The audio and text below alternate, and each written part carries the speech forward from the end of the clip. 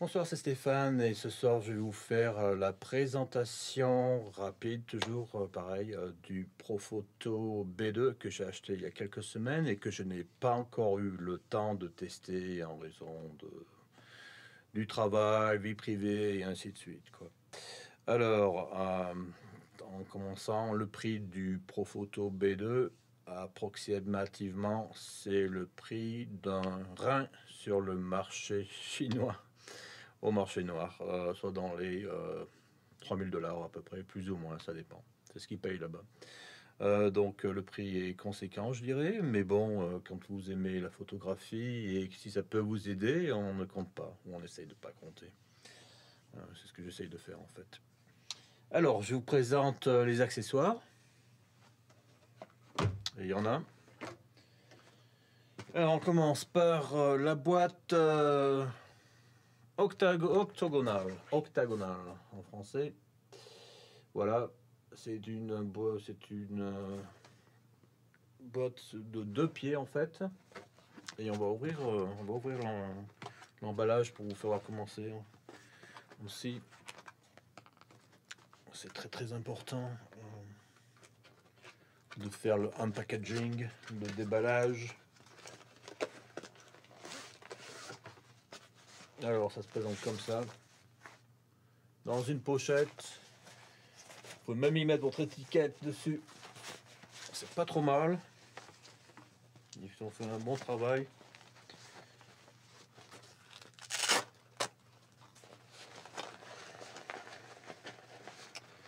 Et donc voilà la boîte octogonale avec les baleines que vous devez assembler pour mettre sur votre caméra. Il y a aussi les petits sachets de silicate gel.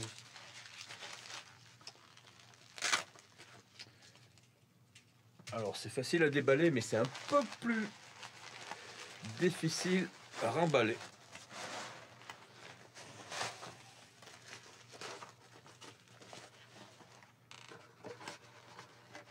Je vous fais voir juste en fait le déballage des produits que j'ai achetés Profoto. On fera un test plus en détail dès que possible.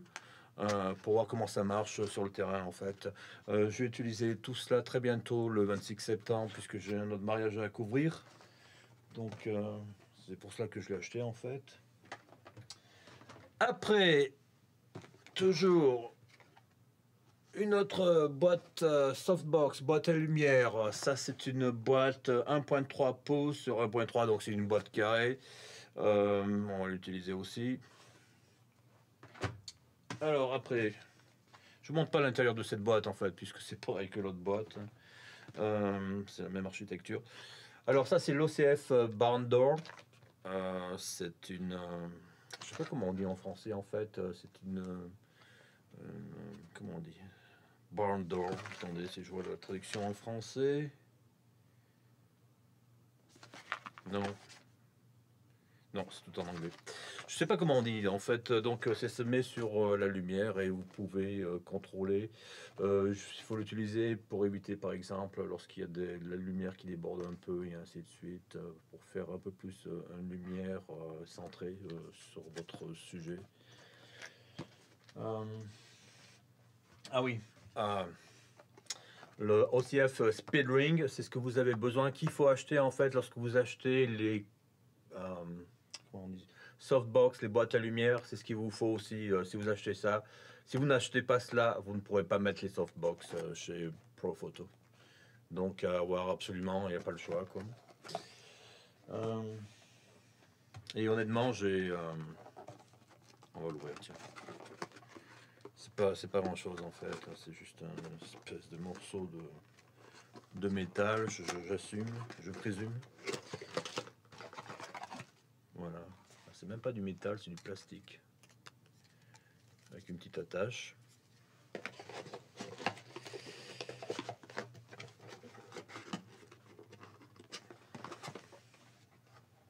Après, très important, le snoot à avoir Si vous n'avez pas le snoot, pas grave, vous pouvez avoir les boîtes à lumière, mais j'aime bien le snoot en fait. Et vous pouvez mettre des grilles à l'intérieur. Alors après, j'ai... Qu'est-ce qu'il y a d'autre? Eh bien, on passe au plat de résistance maintenant. Le principal en fait. Alors c'est la panoplie, c'est là où il y a tout le matériel. La tête de flash ainsi que la recharge batterie. Et il y a aussi théoriquement... Ah le voilà, c'est emballé. La télécommande pour contrôler vos Profoto B1, B2 en plusieurs groupes et faire de la high speed sync si vous voulez dépasser la vitesse du rideau sur votre caméra qui est aux alentours des 1,250 en seconde. Et si vous voulez faire du 1,4000 ou du 1,8000, ben c'est ça qu'il faut avoir. Ça coûte dans les 400 balles ce truc. C'est obligé à avoir si vous voulez contrôler vos flashs ainsi que l'intensité de la lumière et les différents groupes de vos lumières. Vous pouvez jusqu'à 3 groupes. Donc il faut l'avoir. Alors, donc le sac Profoto, c'est un sac normal. Mais si vous l'ouvrez, dans ce sac, il y a un autre sac. Et là, c'est un sac imperméable. Théoriquement. J'espère que j'aurai jamais à le tester. Mais bon, je suis au Texas et il pleut souvent ici. Alors, on ouvre le sac. Dans le sac, il y a flash head, tête de flash. Que voici, que voilà. Avec son couvreur. J'allume, voilà. C'est ça, à quoi ça ressemble. Et c'est tout figé, c'est en un sol. Vous voyez, ça, vous pouvez le fil, vous pouvez pas l'enlever. Et voilà à quoi ça ressemble. Vous mettez dans le rechargeur à batterie. Et vous pouvez le régler ici avec la petite manette. Bon, honnêtement, j'ai fait qu'une photo depuis et j'en ai pas fait d'autres. C'est pas ma priorité dernièrement. J'ai d'autres choses à fouetter. Le travail, les enfants. Ça, c'est ma principale occupation. Et puis après, ben, bien, la photographie dès que je peux, quoi. Alors, il faut la recharge que voici. Donc, je le mets en marche. Il faut appuyer pour le mettre en marche pendant 3-4 secondes. Hop. Voilà. Avec différents réglages et ainsi de suite. Donc, si je l'enlève, il y a aussi l'alimentation secteur et ainsi de suite. Très très bien comme batterie. Bon, ça fait du 250 watts seconde, sérieusement. Donc c'est pour ça que j'ai acheté une seule tête de flash. J'en ai besoin d'une pour le moment en 250. Si vous en mettez deux, vous avez la même vitesse. C'est toujours du 250 watts par seconde. Vous pouvez pas aller plus grand que cela. Après, il y a le rechargeur secteur. Alors, c'est très bien puisqu'en fait, vous l'amenez sur le champ et puis vous pouvez shooter tout en rechargeant. Bon, évidemment, l'intérêt d'avoir un tel kit, c'est que vous pouvez l'amener en extérieur et faire ce que vous voulez sans être à côté d'une bande d'électricité. Ah, et puis là, j'ai mis les grilles pour le moment. Alors, les grilles, c'est ce qui va sur... Vous pouvez les mettre soit sur le snoot, soit directement sur les têtes de flash. Alors, voilà comment ça se présente, tout simplement. Une grille moyenne et une grille plus grande que vous enlevez et remplacez par une autre.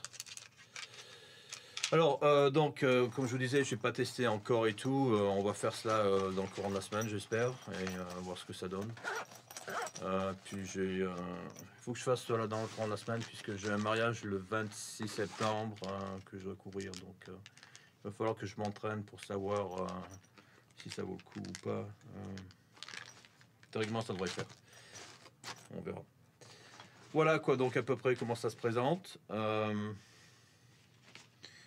Bon, pour le prix, c'est onéreux. Mais il n'y a pas d'autres... sur le marché, il n'y a pas d'autres concurrents, quoi. Vous pouvez amener tout cela sur votre caméra, en fait, et shooter quand vous voulez. Ah oui, aussi important, si vous voulez le mettre sur votre caméra, il vous faut un espèce de frame comme cela. Très important. Si vous n'avez pas ça, vous ne pouvez pas le mettre sur votre caméra. Et il vous faut un adaptateur qui, comme ça coûte dans les 30 $, ça. C'est juste pour que vous puissiez mettre la tête de flash dessus. Et là, ça va bien votre caméra. Et vous la tenez comme ça. Alors, ça pèse un peu. Je sais pas, ça doit faire dans peut-être un peu plus de 10 kilos. En tout et pour tout, quoi. Quand vous avez la caméra, l'objectif, le flash-head et ainsi de suite, quoi. Donc, on verra bien si pendant toute la journée, ça va me... si je vais tenir le coup pendant toute la journée avec ça. Je pense pas, mais on verra quoi. Il faut peut-être que je vais faire quelques jours de musculation avant pour porter tout cela. Mais bon, je vous le ferai savoir de toute façon et tout dans une autre vidéo. Voilà, donc c'est tout pour aujourd'hui. On refera d'autres vidéos dès que possible. Allez, à plus, portez-vous bien et à bientôt. Bye bye.